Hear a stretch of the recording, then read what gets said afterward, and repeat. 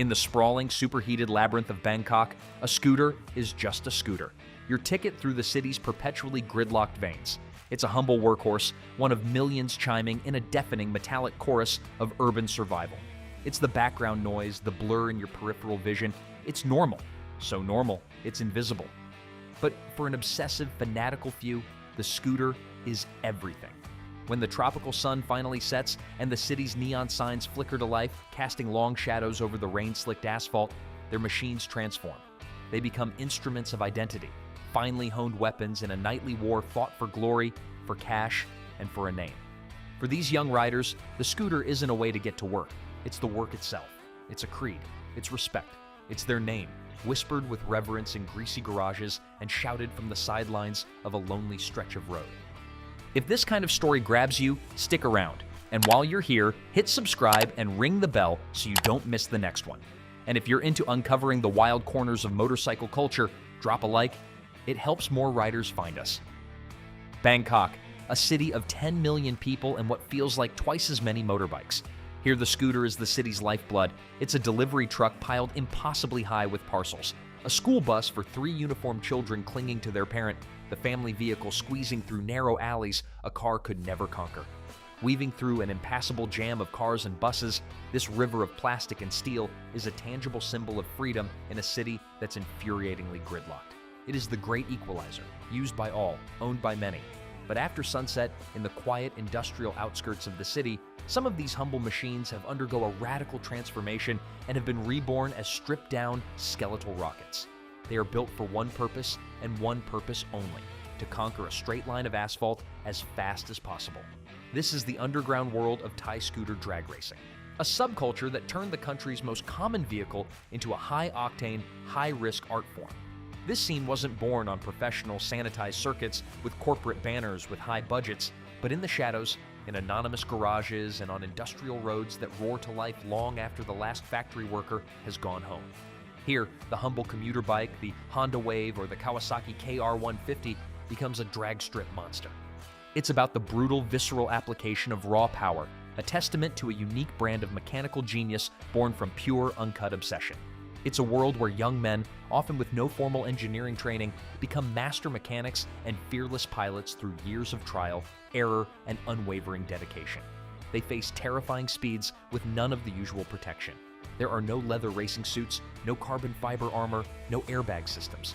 There's only a t-shirt, a pair of jeans, and sneakers, with the asphalt rushing by just inches away. It's a chaotic, unsanctioned, and fiercely proud world where a fortune can be won or lost in under 11 seconds. So who are the riders willing to risk it all for that brief, explosive burst of glory? People like Samboon, or Boon to his friends. By day, 24-year-old Boon is functionally invisible, a messenger darting through Bangkok's choked and polluted streets on a scuffed-up Honda Wave. He's one of thousands, weaving through traffic with a stack of documents, his face obscured by a helmet, his presence noted by no one.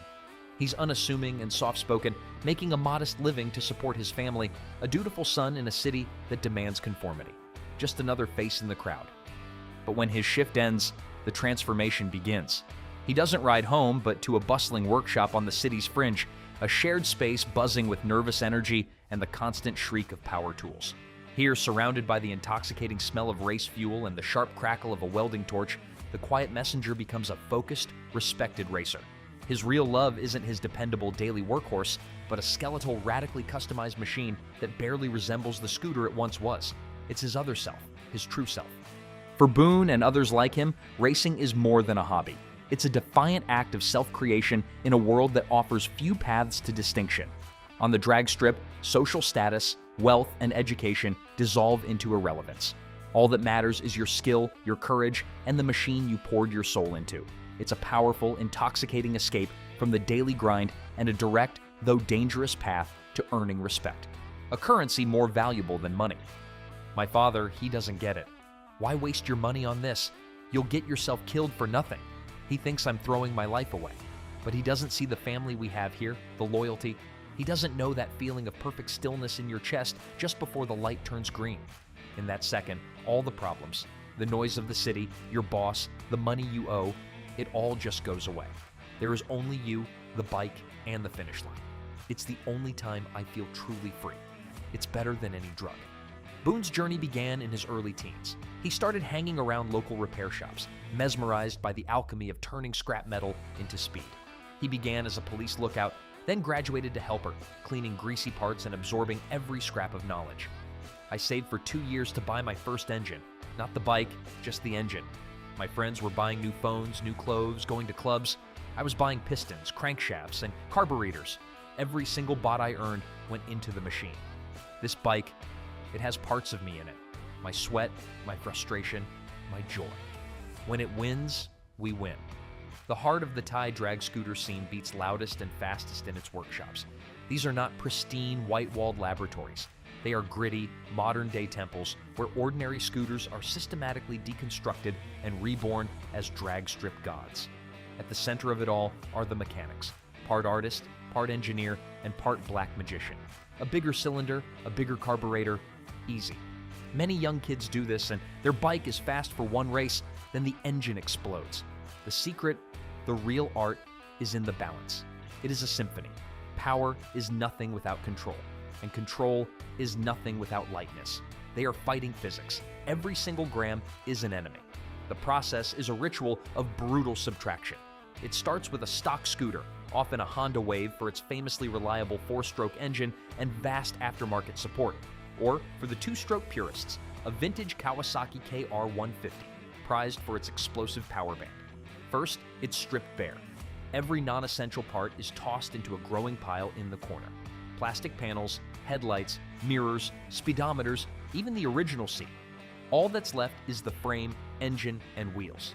This extreme diet makes the bike shockingly light, often only 140 pounds, that's just 65 kilograms, but also dangerously unstable at high speed.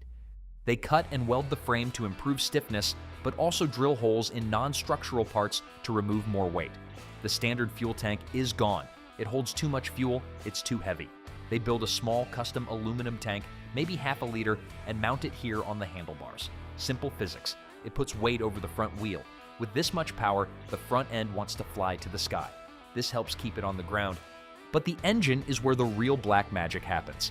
A stock 125cc or 150cc engine is completely torn down to its last nut and bolt. The cylinder is bored out to its absolute structural limit and fitted with a larger, forged, high-compression piston.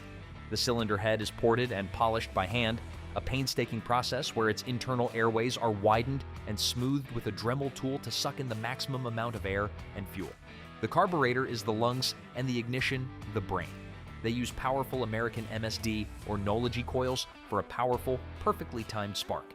And the exhaust, hand-welded titanium pipe from a local legend like NLK or Deng Sai 4, one of Thailand's best makers. The shape, the length, the diameter of every section. It's calculated to scavenge exhaust gases more efficiently. It's as much science as it is art.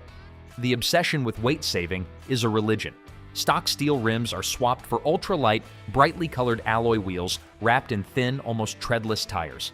Brakes are replaced with smaller, lighter systems.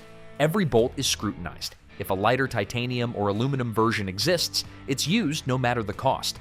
The result is a skeletal thoroughbred, a minimalist masterpiece born for one thing: a quarter mile of all-out war. This custom swing arm, it cost more than I earn in 2 months, Boone admits, looking at his own bike. This ignition coil, that was 1 month's salary. People don't see the investment, the sacrifice. They just see a loud bike, but when you win a big race, you can win it all back and more. It's a risk. Everything about this life is a risk.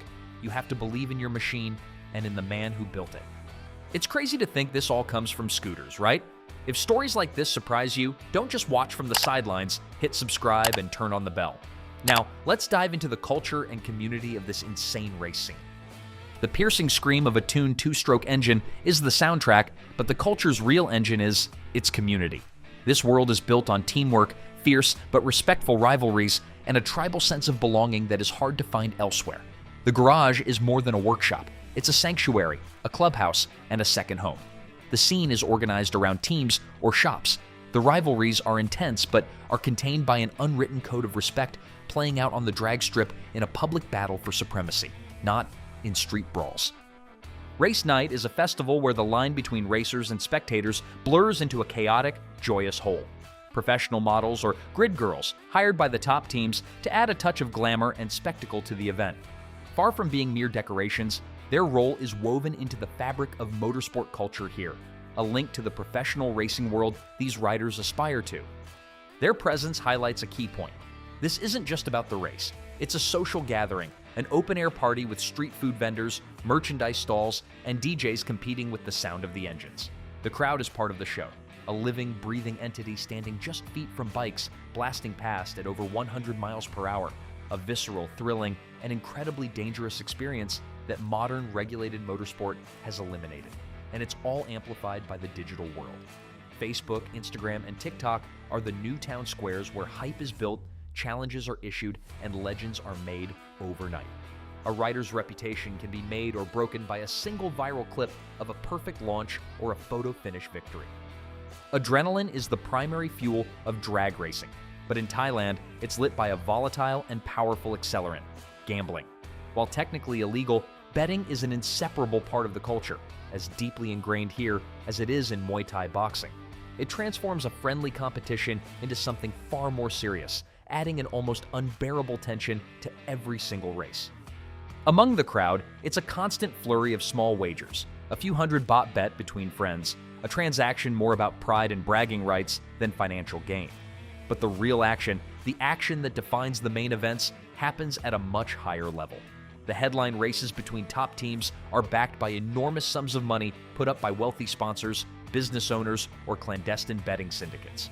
We're not talking small bets. A single race can be for a purse of tens of thousands of dollars, a lifetime of savings for the average Thai worker, won or lost in the blink of an eye.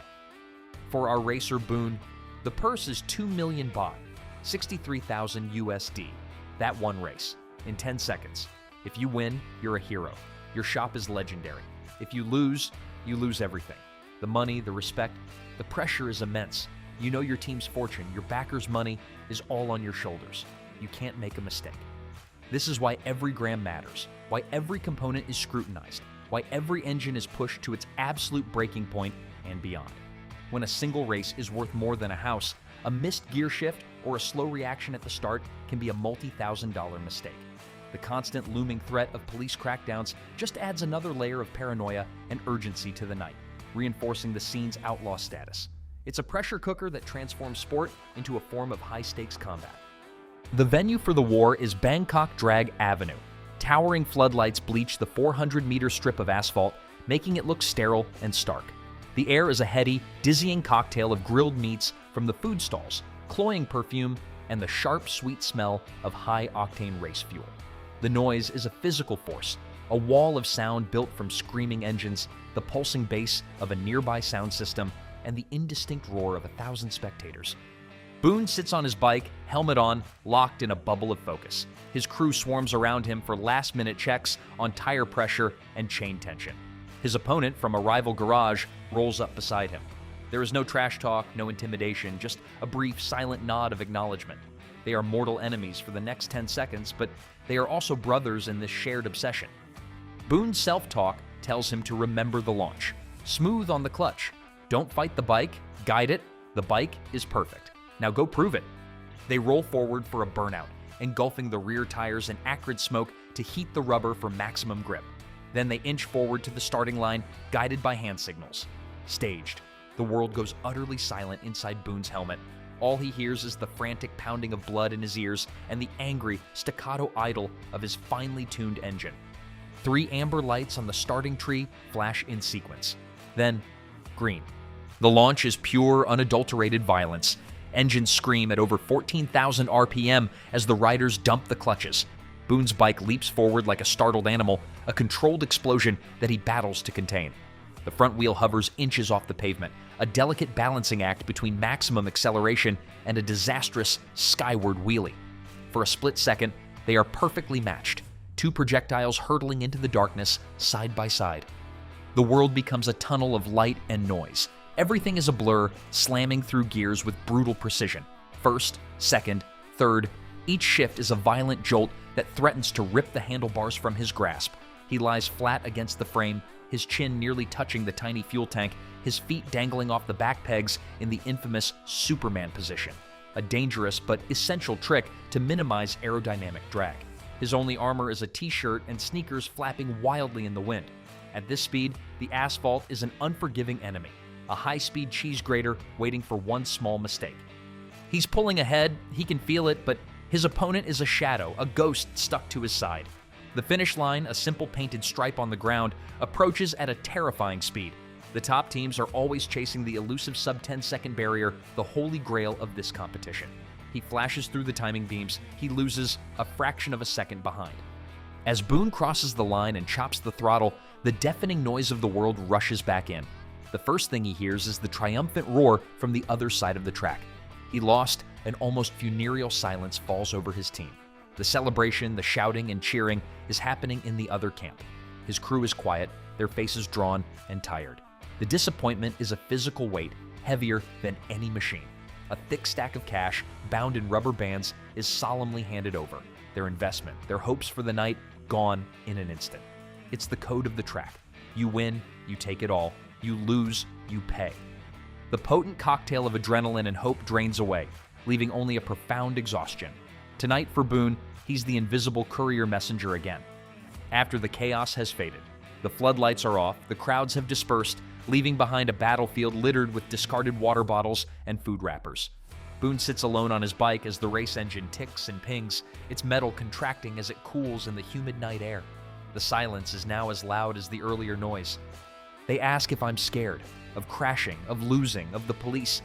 Yes, he says to the darkness, his voice regaining its quiet strength. Of course. Every time. If you're not scared, you're not going fast enough. The fear tells you you're on the edge. And losing, it hurts more than crashing. But the fear, it makes you feel alive. For those 10 seconds, you're more alive than anyone else in this entire city. We lost tonight. It's okay. We go back to the garage tomorrow. We tear the engine down. We find more power. We find another gram to lose. We come back next time, faster. It's as simple and as difficult as that. So that's the wild ride of the insane culture of Thai scooter drag racing. If you enjoyed this story, don't just ghost the channel. Hit subscribe, ring the bell, and join me for more insane motorcycle stories from around the world. Ride safe, ride hard, and we'll see you next time.